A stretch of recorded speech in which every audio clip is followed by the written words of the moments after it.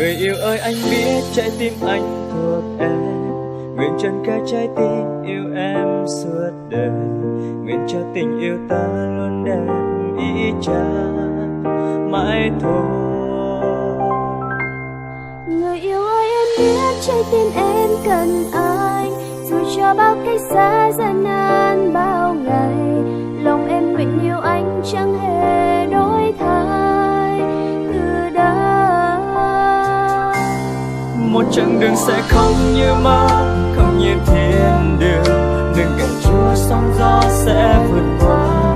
Một chặng đường sẽ không cô đơn, không thay lo buồn, bởi vì Chúa luôn bên cạnh ta, người yêu ơi.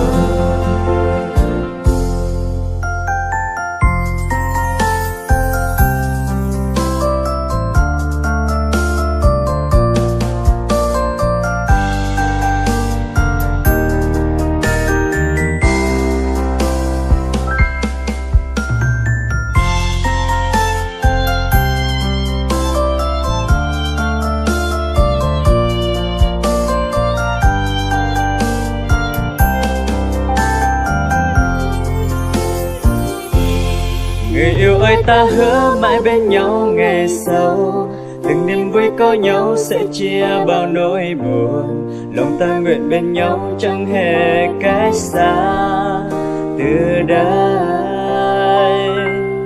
Và giờ đây ta đứng trước ngôi Cha toàn năng, cầu xin Chúa dắt đỡ chăm lo mỗi ngày, lòng ta nguyện cậy nương nơi Cha tình yêu từng bước đi.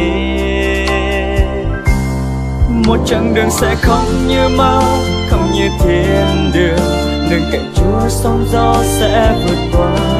Một chặng đường sẽ không cô đơn, không thay lo buồn, bởi vì Chúa luôn bên cạnh ta, người yêu ơi.